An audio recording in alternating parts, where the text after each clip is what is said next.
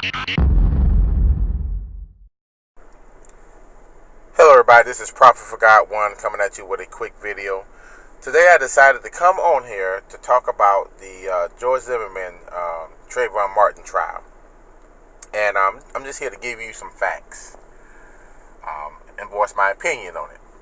Now, the reason why George Zimmerman was able to walk out a free man without facing any prison time is because of the Florida Stand Your Ground law. That's the first priority. The second thing is, the reason why he was able to walk out scot-free is because he was a licensed concealed weapon holder. That means, which gives him ability to carry a gun. And the third thing, the reason why he was able to walk free is because the NRA was backing him up. Now, I know you people are thinking, what does the NRA have to do with Zimmerman? Yes, they have a lot to do with George Zimmerman. Number one, the NRA, I learned, are not going to get involved if you're not a licensed concealed holder. But they're going to get involved if you are indeed a licensed concealed weapons holder. But the truth of the matter is that the NRA does not care nothing about George Zimmerman. They care more about the gun law, which is the Florida Stand Your Ground law. So in order to basically get yourself involved in something like this, a person must have to actually shoot somebody, which we all know that George Zimmerman shot Trayvon Martin. So in order to get involved in that, and if a person shot somebody, that means they have to go to court. But who is this thing going to fall on? It's going to fall on the NRA. So in order for the NRA to act on something like that, they got to go to what? They got to go and protect that person, not because of him, but because of the gun law. They got to protect the Stand Your Ground law. That's the reason why George Zimmerman was able to walk out a free man. Now, from what I hear, the NRA donated for George Zimmerman's trial $500,000, which helped, and then they also helped pay for the lawyers.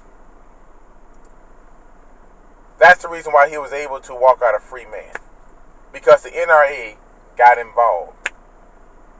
You see what I'm saying? It is what it is. Now, let's get into this video here. Now, we all know, and I know this to be true, that Trayvon Martin died an innocent death. Now, as I begin to examine this court case and all the evidence and stuff like that, notice how the court system uses Trayvon's past to determine who he is. So they try to pinpoint Trayvon to be a violent person. Now, I see something wrong with that. You know, folks, hypocrites, especially racist people, are going to sound like the biggest fools that they are. But how dare them use Trayvon's past to determine who he is? Trayvon don't have, just remember, folks, now, Trayvon is dead. So he's not there to speak for himself. So what the court system did, they painted a picture of Trayvon or who they think Trayvon is. But I think Trayvon's a good person. Now, I'm going to make them sound like the biggest hypocrites that they are, because they are hypocrites. You know when hypocrites talk, they sound very foolish. Now, think back to when you was a kid. And I know some of you, I'm not going to say all, but some of you did things worse than Trayvon. Some of you basically actually tried a drug like weed or crystal meth. Some of you, if you look back over your life when you was a child, stole from stores. And some of you stole a car. And some of you went to jail for drinking. And some of you that are in the court system and or anywhere that, people are talking about Trayvon, and some of you even drunk. Some of you drink beer. But you know how hypocrites talk, racist, especially when it's the racist one. You know how they sound. They sound very stupid. They sound very ignorant. Man, they sound like total dum-dums. But no matter what they talk about, it's not going to come close to Trayvon. Because I don't think that's how he acts. Now, he might have filmed fights and stuff like that. I'm pretty sure everybody fought when they were a kid. People did kiddish things when they were younger. They did these things. If you look back over your life, you also did something worse than Trayvon. So what difference does it make if you bring back up the man's past? That don't have nothing to do what type of person he is. That's called, now, you know better than George Zimmerman when he profiled Trayvon to be a criminal. You know better than he is. So how dare you bring back up Trayvon's past to determine who he is, which I don't think he was that way. That's all I got to say about that. Hypocrites gonna talk, especially when it's racist people. Now, let's talk about George Zimmerman right now. As I examine this court case and I examine all the evidence, I noticed how the court system left out a few things. Number one, Trayvon was an innocent individual. Was on his way to a store, purchased a bag of Skittles and a iced tea. Walking home from the store, which I think he had every right to do that. Now, George Zimmerman had no business messing with Trayvon unless he was caught in the act or breaking in somebody's house. He had no business messing with him, point blank. Number two, George Zimmerman, if he was a neighborhood watchman, I notice how the court left this out. If he was a neighborhood watchman, why didn't he identify himself, instead of following Trayvon like a stranger?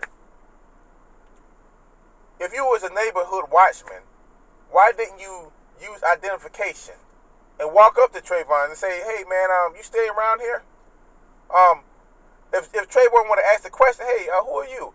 I said, "I'm neighborhood watchman. I watched the play. I just want to make sure you stayed around here." That would have been the first thing George Zimmerman could have done. But since he didn't do that, there's a dead teenager dead today. That's what the court system failed to realize. In order to be a police officer or detective, you have to have some type of identification on you. There is no excuse for that. Now, what the court system of making excuses is, George Zimmerman had every right to shoot Trayvon. But now, first of all, how come he didn't show any identification? All neighborhood watchmen are required to do that. He didn't do that. He didn't tell Trayvon Martin that he was a neighborhood watchman. That was the first thing he did wrong. The second thing he did wrong was he profiled Trayvon Martin to be a criminal. Always look at the situation first before you start judging people. Just because he was wearing a hoodie, that doesn't mean that he is a criminal. Now, here's my point I'm trying to make. And this is how I see things wrong in this. Trayvon. First of all, George Zimmerman had no business messing with Trayvon. He should have ID'd himself. And should have showed some identification. But now the second thing he did wrong is Trayvon stayed in the neighborhood with his father. That means he belonged in the neighborhood. He belonged there. George Zimmerman had no business messing with him. He profiled the man, made him look like a criminal. That is it right there. He profiled him and made him look like a criminal. But later we find out that Trayvon Martin was not trespassing, but he stayed in the area. There's no excuse, though. And the other thing is, when he called 911, yes, he profiled him and told him, talking about these blank always get away. Yeah, that was wrong too. You profiled him to be a criminal. But when you called the police and the dispatcher told you not to do one thing, but you did it anyway. The dispatcher told him that we don't need you to follow him. Why didn't you obey the dispatcher? But instead, you took the matters into your own hands. You took matters into your own hands. You wanted to play cop. That was your fault. Now, it's your fault that a teenager is dead. You cut off his future. The boy could have been a football player, could have went to college, could have went far in life, but you cut his life off. Those are the three things I know that the court, they just completely ignoring the fact that the boy was innocent. I know he was innocent. I know he died an innocent death. Now, number four thing, the fourth thing I'm about ready to show you is the 911 tapes. The 911 tapes shows all the evidence. Yes, that was Trayvon Martin's voice screaming for help. I know that was. That was none of George Zimmerman. First of all, as I did my studies on George Zimmerman, I found out that he was a fighter. That means he studied some type of martial arts and stuff. Why would you need to scream for help when you know all this? When you know all this kung fu stuff? Why would you need that? Why would you scream for help when you have a gun in your hand? Why would you do that? Why in the world would you scream for help? Now, that voice on that tape was a kid. And I know for a fact that was a kid. That wasn't none of George Zimmerman. It didn't sound like a manly voice. Now, if you can examine that now, all the 911 tapes, it wasn't then, until then you heard help, help, and then you heard the pop. Now, this is why I say George Zimmerman is guilty of murder. He knew exactly what he was doing. He knew exactly what he was doing. And he also knew that he can get off. Yes, I believe Trayvon put up a fight. To fight for his life. Because he didn't know who this guy was. Remember I said George Zimmerman did not identify himself to be a neighborhood watchman. That's the first mistake he could have ever made. But I believe Trayvon Martin put up a good fight. And I believe that he fought to his death. I believe that to be so. But you got to think like a murderer. I'm thinking about how a murderer plans things. A murderer plans things. First of all, he don't just go and shoot somebody without covering up any evidence. He just, man, a murderer plans things. He think like I'm gonna think like a murderer for a minute. A murderer plans things, and he always has an scapegoat to escape out of the situation. So, in order for you to get away with the situation, you gotta what? Get rid of the evidence. Which I believe that's what George Zimmerman was planning to do in the first place. But now, let me show you the reason why he shot Trayvon Martin. He didn't just shoot him anyway, he shot him in the heart. George Zimmerman knew if you shoot somebody in the heart, they'll die quickly. But it wasn't until then Trayvon Martin was screaming for help, that's when he shot him. Why did he shoot him when he was screaming for help? Because George Zimmerman was afraid that he was going to wake the whole neighborhood up. Yes, Trayvon Martin did succeed at waking somebody up. That's why he have a lot of witnesses. You see, he would have got away if Trayvon Martin wouldn't been screaming for help. Now, in order for you to get rid of evidence, you got to take it out. So he took Trayvon Martin out. That's why Trayvon Martin is not speaking on the court or the witness stand today. You see, Trayvon would be here, right? And if he was alive today, he'll be able to tell his story. That's what I'm trying to say. So that's why I say that George Zimmerman shot Trayvon Martin to get rid of the evidence. That's what he was trying to do. And I know a killer will shoot somebody in the heart. Now, that's what they ought to be looking at. You shot a person in the heart. If they shoot you in the heart, there's nothing they can do about it. You as dead as a doornail. You see what I'm saying? They make every excuse to why George Zimmerman was not found guilty. But the reason why he was not found guilty because of the NRA was backing him. And they funded more money they put more money into the case. I heard they gave him $500,000. And he had paid lawyers. We all know that. He was a gun rights a holder. Man, make no ifs, ands, or buts about that. Now, I just explained to you the whole situation.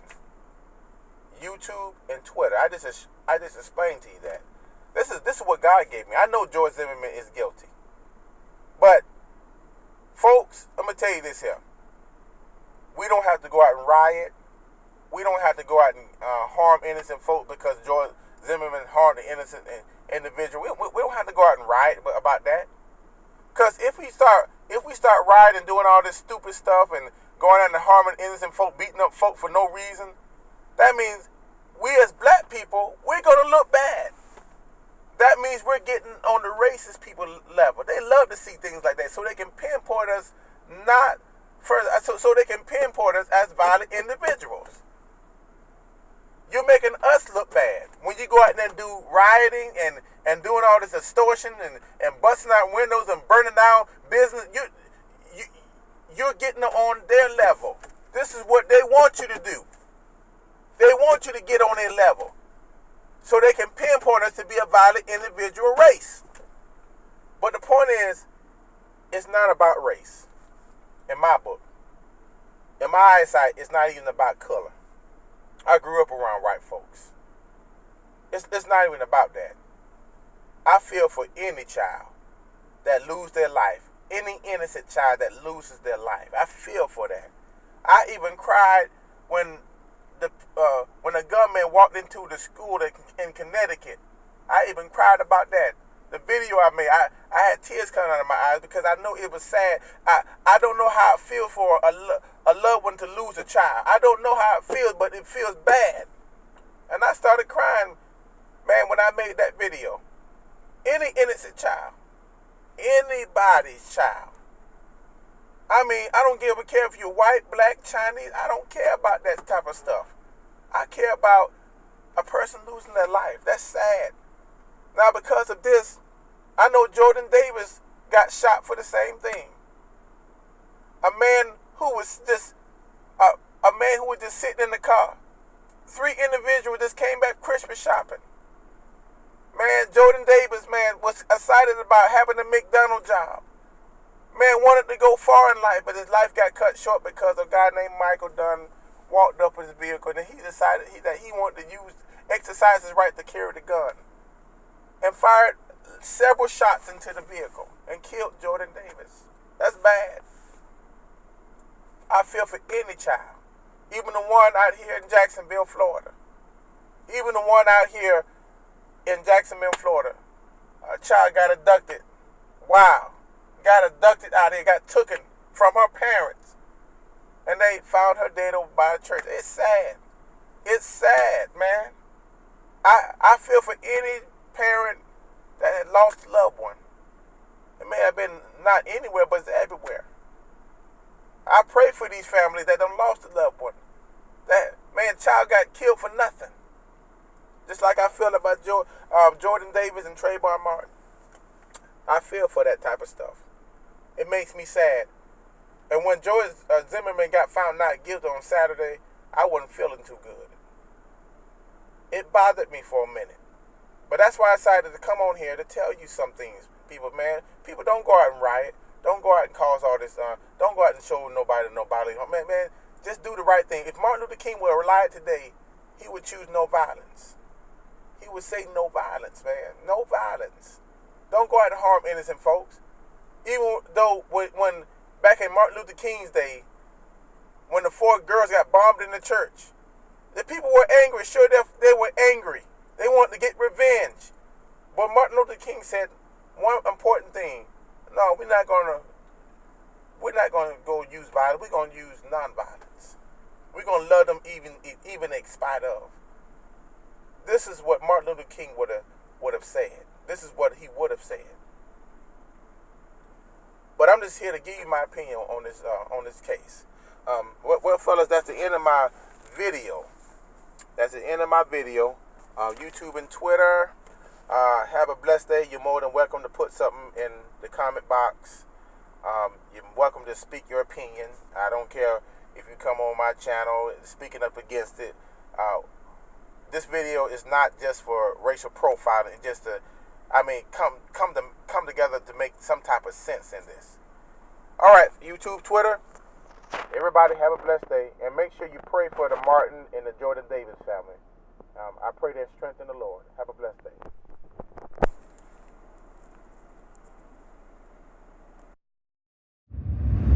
day.